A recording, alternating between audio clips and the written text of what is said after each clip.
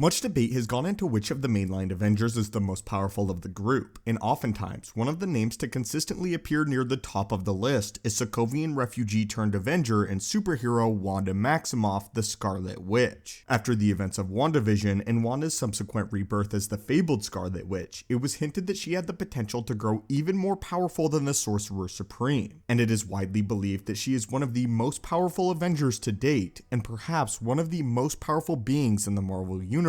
Though, which individual character ultimately takes the title is still up for debate, as the most powerful character in the MCU is still currently unknown. Despite this, however, the stakes for the future of the MCU are continually growing and evolving, and we are being introduced to a new roster of both heroes as well as villains alike who might challenge Wanda for this title. Alongside individuals like Arishem the Judge and the roster of Dark Avengers that is currently being built, one of the most predominant antagonists who is set to make his debut in the coming years is none other than King the Conqueror, who was teased in the closing moments of Loki and seems to be one of the most imminent threats to the fabric of the entire Marvel Cinematic Multiverse. This has led many to wonder if King is more powerful than Wanda herself, and if he is not, then how can the MCU hope to establish realistic, compelling story stakes with such a vast power disparity? Well, watchers of the Marvel Multiverse, we'll be answering that question today. First though, we would like to thank the sponsor of today's video, Raid Shadow Legends. We are happy to announce our partnership with Raid Shadow Legends, who, much like the MCU, is regularly diversifying its cast of heroes and villains, including some of their latest additions, the tragic villain Sylvania, and a new rotation of the grotesque Hydra monster.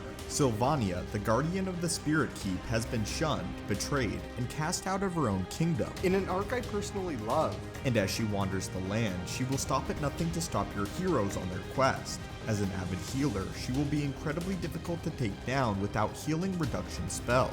But while many might find Sylvania to be sympathetic, Raid is also introducing the six-headed Hydra, pulled straight from the Greek pantheon of gods and monsters. Whereas Sylvania's motivations are understandable, the Hydra seeks only to consume. While battling these two bosses, be sure to check out Raid's daily rewards and tournaments for additional content, including an exclusive Valentine's Day special. So, watchers of the Marvel Multiverse, be sure to sign up now by using our attached QR code or the link in the description and get brand new champions including the Fierce Warrior, Aina the Barbarian, as well as silver rewards, energy refills, ancient shards, and so much more. But these bonuses will only be available for the next 30 days and will only be given to new players.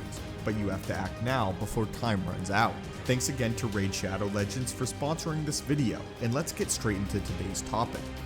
Welcome back, y'all, and let's get into this. Perhaps the most important distinction between these two characters, King and Wanda, is that King himself does not actually have any superpowers of his own. Instead though, King has access to the fullest extent of technological achievements, gadgets, and weapons that can be found in not just his home era, but anywhere on any timeline. Nathaniel Richards comes from the 31st century, where technology is far more advanced, and it's unclear as of yet what this entails by MCU standards. However, we know his variant, He Who Remains, was exceptionally powerful and could even apparently predict the future with extreme accuracy. Based on King's comic appearances, however, we can surmise that he will likely be equipped with incredibly powerful shielding technology, as well as battle armor that enhances his physical characteristics immensely, as well as an array of ranged as well as melee weapons that have allowed him to conquer entire timelines with an army at his back. But whether or not this tech and his forces can stand up to the raw might of Wanda's capabilities and her chaos magic is yet to be seen. The MCU might elect to make this technology more powerful and powerful enough to withstand Wanda's attacks in order to build the stakes while altering the comic precedent. But it stands to reason that a mythic being who has displayed the level of power similar to Wanda may not be limited by mortal technology. And until we see how the MCU depicts King the Conqueror, we have to rely mostly on speculation in regards to his MCU adaptation. In the comics, Wanda Maximoff is known as a Nexus being and dwarfs the physical capabilities of most intergalactic foes, as well as some of the most advanced technology in the world, not to mention the multiverse as a whole. Given Wanda's performance against Thanos and his armada before even being fully awakened as the Scarlet Witch in WandaVision, it stands to reason that there may be very little that King the Conqueror can hope to do against the Scarlet Witch. But again, this depends on the MCU stakes and each of these characters as well as how they differ. That being said, however, it's important to remember that Kang's true threat does not lie in his physical power or even his technological prowess or the resources of his armada. This is never what has made Kang the Conqueror so dangerous in the comic books. Kang the Conqueror is a formidable fighter and feared tyrant because he quite literally cannot be killed. Although Kang the Conqueror is human, he has an endless array of multiversal variants who all share the same objectives and motivations, that being the complete dominion of any timeline that they can venture to. So, can Kang the Conqueror's endless life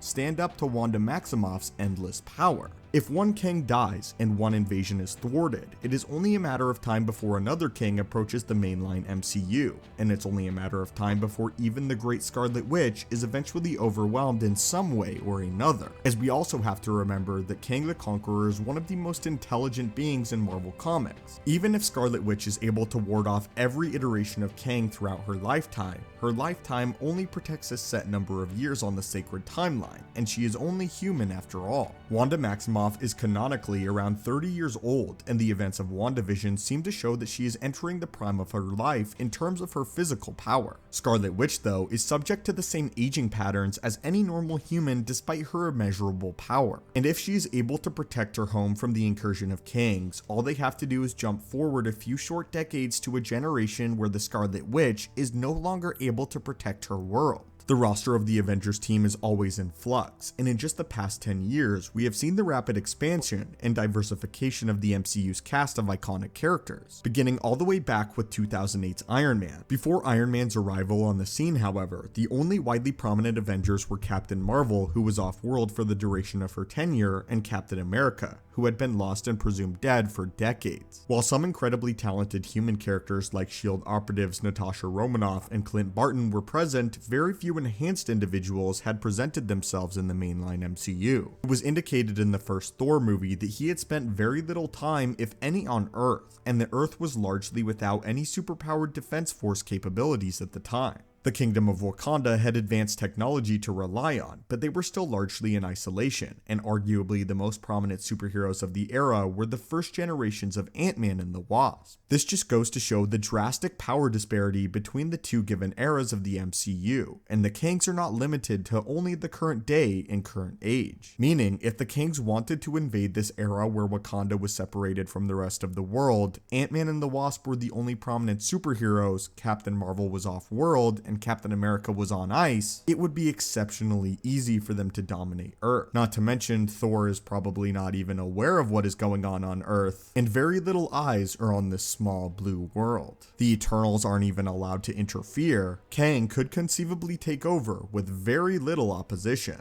The Kangs can effectively choose the point when the timeline is the weakest in order to begin their incursion. So despite Wanda's immense power, and regardless of her potential to surpass the Sorcerer Supreme in terms of mystic capabilities, it seems unlikely that she would be able to stand up against the full armada of multiple Kangs. Even if she is able to ward off several throughout the course of her life, the sheer endless army of Kangs and his brigades will eventually take their toll on even the Scarlet Witch. This, however, is not to discount Wanda's tremendous power, however. It is merely meant to illustrate the grand scope of the conflict that lies ahead for the future of the MCU, or the Marvel Cinematic Multiverse, and the dire ramifications that may arise from an endless siege of Kangs year after year if a solution is not discovered at some point in the near future. But anyway, watchers, what do you think of this assessment? What do you think of this overall? Who is more powerful, or more importantly, who is the more dangerous Phase 4 combatant? And how long do you think Wanda can fight off Kang's endless armadas before ultimately succumbing to his incursion? Or did we get it wrong, and the sheer might of the Scarlet Witch being too much, and being able to simply erase all Kangs from existence? We would also like to state that we are making a lot of assumptions with the Kang character, and in this video we were strictly analyzing the Wanda from the Marvel Cinematic Multiverse. That being said, the comics version of Wanda will most likely be able to defeat Kang because, well, the writers essentially can make her as powerful as they want. Anyway though, watchers, leave your thoughts on this down below. Thank you again to our sponsor of the day, Raid Shadow Legends. Don't forget to download it in the description down below. Hit that subscribe button to assemble and join our team, and we'll hopefully catch you in the next video.